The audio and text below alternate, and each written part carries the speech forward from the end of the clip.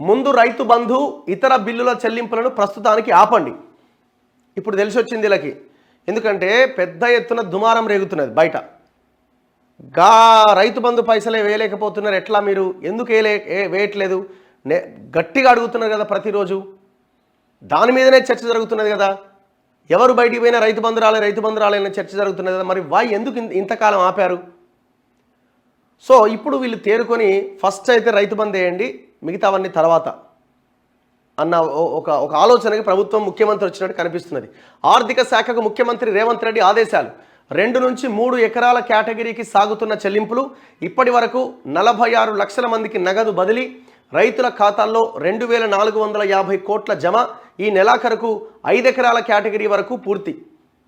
యాసంగి పంట కాలానికి సంబంధించి పెట్టుబడి సాయం చెల్లింపులు జాప్యమవుతున్న నేపథ్యంలో సీఎం రేవంత్ రెడ్డి ఆర్థిక శాఖకు కీలక ఆదేశాలు జారీ చేశారు. ఇతర శాఖలకు సంబంధించిన పనులు, కాంట్రాక్టర్లకు చెల్లింపులు ప్రస్తుతానికి పెండింగ్లో పెట్టి రైతు బంధు చెల్లింపులకే మొదటి ప్రాధాన్యం ఇవ్వాలని ఆదేశించారు. 5 ఎకరాల వరకు రైతు బంధు చెల్లింపులు పూర్తయ్యేదాకా ఇతర చెల్లింపులు నిలిపేయాలని సీఎం చెప్పిన నేపథ్యంలో నగదు బదిలీ ప్రక్రియ మరింత వేగం పుంజుకునే అవకాశాలున్నాయి. రాష్ట్ర వ్యాప్తంగా 69 లక్షల మంది పట్టాదారులు ఉంటే సుమారు 1.5 ఎకరాల భూమి వారి పేరిట ఉన్నది.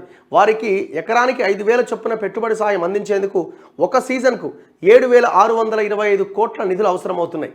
ఈ యాసంగి సీజన్కు సంబంధించి రైతు బంధు చెల్లింపులను రాష్ట్ర సర్కార్ గత డిసెంబర్లో ప్రారంభించింది. తొలుత ఎకరం వరకు ఉన్న రైతులకు నగదు బదిలీ చేయాలని, ఆ తర్వాత క్రమంగా విస్తీర్ణం పెంచుకుంటూ నిధులు సర్దుబాటు చేసుకుంటూ చెల్లింపులు చేయాలని సీఎం ఆదేశించారు.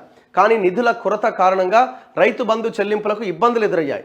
తాజాగా రిజర్వ్ బ్యాంకు నుంచి రాష్ట్ర ప్రభుత్వం 3,000 కోట్ల రుణం తీసుకోవడంతో చెల్లింపులు మళ్లీ మొదలయ్యాయి. ఆర్బీఐ నుంచి తీసుకున్న అప్పును ఇతర చెల్లింపులకు వినియోగించకుండా రైతు బంధుకే కేటాయించాలని సీఎం రేవంత్ నుంచి ఆర్థిక శాఖకు స్పష్టమైన ఆదేశాలు వెళ్లడంతో చెల్లింపుల్లో వేగం పెరిగిందట. అప్పుదేంది పని ఆడ నడిచేటట్టు లేదు, అడుగు కూడా ముందుకేసేటట్టు లేదు. ఇప్పుడు రైతు బంధు ఎందుకు వేయలేదని అడుగుతున్న కేటీఆర్ ఆయన నిన్న వీడియోలు పెట్టి రైతులని చెప్పుతో కొట్టాలి అన్న స్టేట్మెంట్ ఏమన్నా మల్లన్ననో కోమటిరెడ్డి వెంకటరెడ్డి ఇచ్చారా? వాళ్ళు ఏ కాంటెక్స్ట్లో మాట్లాడారు, ఎవరి గురించి మాట్లాడారు? మిమ్మల్ని చెప్పులతో కొట్టాలని చెప్పారు.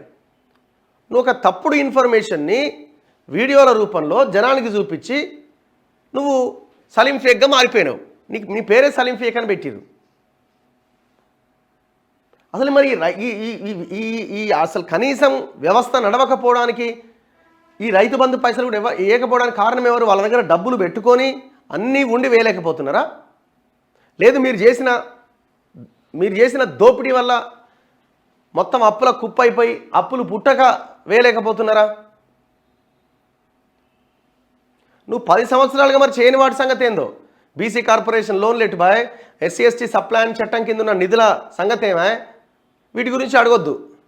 వీటి గురించి 10 సంవత్సరాలుగా అడిగితే తీసుకుపోయి జైల్లో పెట్టినావు, స్టేషన్లో వేసి కొట్టించినావు. ఇది లేదు. మళ్ళా మధ్యాహ్న భోజన కార్మికుల బిల్లుల సంగతి ఏమాయ్? ఉద్యోగులకు 1వ తారీఖు జీతాలేమాయ్? ఈయన వీడియోలు ప్లే చేస్తున్నాడు. నిన్న ఏమో మీటింగ్ పెట్టి పెద్ద స్క్రీన్ పెట్టి ఆ వీడియోలు ప్లే చేస్తున్నాడు. నువ్వు 10 సంవత్సరాలుగా ఏం చేసినావో చెప్పాయా బాబు? ఫస్ట్ వీళ్ళు 1.5-50 రోజులకే నువ్వు ఆగమాగం అవుతున్నావు కదా. నువ్వు 10 సంవత్సరాలుగా ఏం చేసినావో చెప్పు.